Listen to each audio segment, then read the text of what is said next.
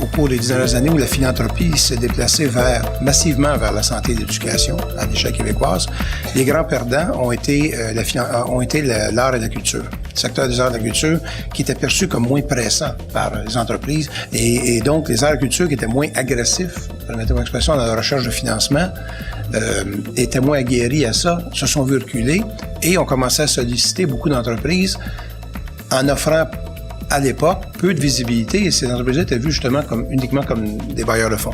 Et oui, dans certains cas, les entreprises vont accepter de s'associer à des événements, par exemple, en région, parce que c'est important au niveau communautaire. On le voit beaucoup plus en région qu'à Montréal. Mais je crois que la première chose, c'est définitivement d'avoir un business case qui tient la route et qui est inattaquable là-dessus. Ensuite, l'entreprise prendra sa décision de s'associer, oui ou non, à les budgets, oui ou non.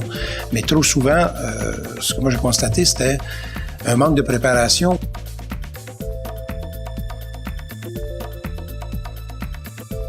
On fait à chaque année une étude pour le compte de l'Auto-Québec où on évalue la perception donc des consommateurs face à la commandite de façon générale de l'Auto-Québec. Mais en tout début de cette étude-là, on demande aux participants de nous indiquer leur niveau de favorabilité avec une échelle de 1 à 10 face à différentes méthodes dont disposent les entreprises pour faire la promotion de leurs produits et de leurs services.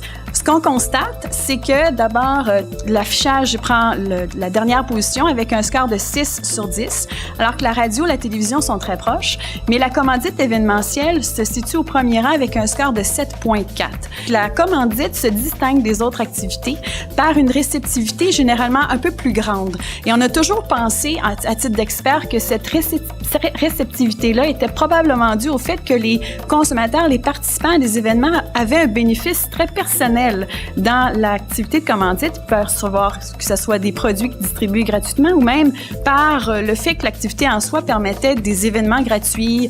Donc, il y avait une expérience qui était agrandie. Alors, peut-être que les compagnies ou les événements auraient avantage à communiquer beaucoup plus ce lien-là entre la participation de commanditaires et le bénéfice personnel, parce que ça peut grandir et puis ça va avoir un impact direct sur les perceptions des Québécois face à la contribution de la commandite.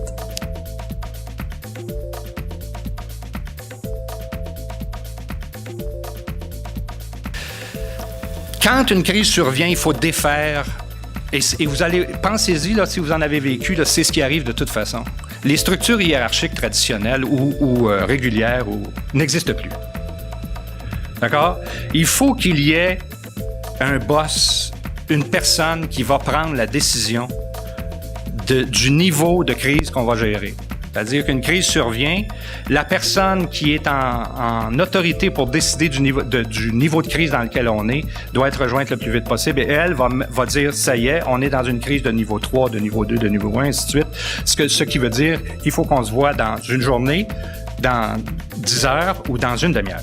Ces gens-là, absolument composés donc d'un dirigeant, d'un lien avec les opérations, je vais y venir dans un graphique que je vais vous montrer, un lien comme, bien sûr, quelqu'un de communication qui va préparer les messages, une personne en soutien qui assure toute la logistique, tout ce qui va faire que les messages vont pouvoir sortir de l'organisation, et un ou une porte-parole.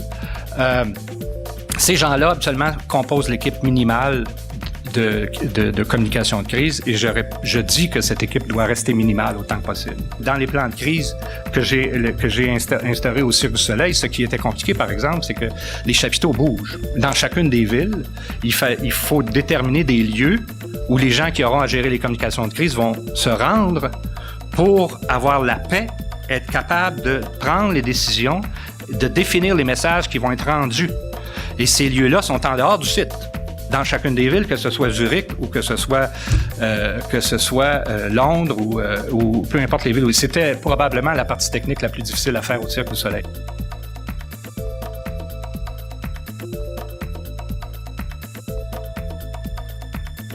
Donc, un bon marketing, ça n'existe pas. Le marketing, d'un point de vue fondamental, c'est d'identifier les besoins et de tenter de les répondre.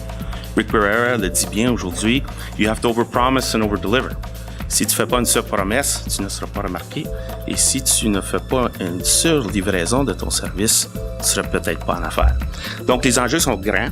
On recherche un ROI de plus en plus grand. Chacun dans la salle ici, dans leur façon de faire le marketing, la commandite, etc., se doit chercher un retour sur investissement. Donc, comment on peut faire ça? Et en quelque part, il faut aller chercher les côtés qualitatifs. Il faut aller chercher non seulement le rationnel, mais le cœur de nos consommateurs et de nos marchés cibles. Et je pense que c'est ce que je veux vous démontrer un peu, juste un petit angle de ce qu'on fait là-dessus. Donc, de concert avec le Covent, on a accepté consacrer plusieurs millions à une œuvre sociétale qui est celle du Fabrication Shop. Et je vais amener le côté social assez rapidement. Donc, c'est un atelier qui va produire, comme on dit, parlait tantôt, plusieurs articles. Et pendant ces 30 semaines, plus de 200 étudiants vont passer à travers, mais spécifiquement, il y a une attribution qu'il faut donner à quelques 64 étudiants très, très spéciaux à l'intérieur de ça, mais on va aider le plus possible de gens. Donc, c'est 30 000 pieds carrés qu'on a trouvé ensemble avec nos collègues de la Covent, du Vanoc. Et donc, cet espace-là est dédié justement pour faire de la peinture, de la menuiserie, etc. Nous, on fournit tout l'espace et évidemment tous les coûts. On travaille de concert avec la Vanoc là-dedans et il y a plusieurs organismes municipaux qui sont très, très impliqués à l'intérieur de ce qu'on appelle le Fab Shop. Et encore là, cette fois, c'est 64 résidents de quartiers défavorisés du Grand Vancouver.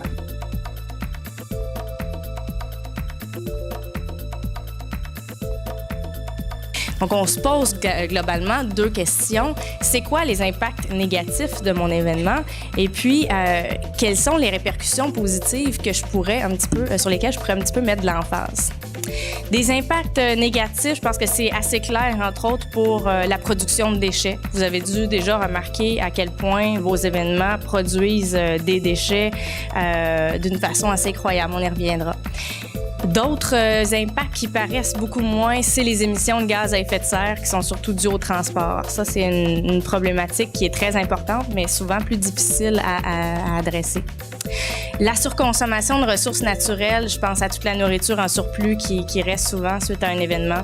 Je pense au papier, entre autres, qu'on nous donne en abondance. Plein d'impacts de ce type-là ou toutes sortes d'objets promotionnels. Tout ça peut être vraiment assez facilement réduit comme impact négatif et parfois, certains trucs peuvent même devenir des répercussions positives quand on se donne la peine de faire les choses un petit peu autrement. Simplement d'y penser. En termes de répercussions positives d'un événement, on peut penser à stimuler l'économie locale, l'économie équitable, sensibiliser les participants, les partenaires, les fournisseurs, les commanditaires à tout ça, parce qu'un événement, c'est vraiment un lieu où on rassemble des gens, puis donc un lieu facile pour passer des messages, pas nécessairement oralement, mais simplement de dire quand on fait un événement éco-responsable, de faire remarquer aux gens, « Hey, avez-vous remarqué, on a installé par exemple des bacs de recyclage à tel endroit. Avez-vous remarqué, on a installé une navette pour faciliter le transport en commun. » Donc, plein de petits gestes pas très compliqués comme ça, mais qui peuvent avoir un impact et montrer aux gens que c'est possible de le faire.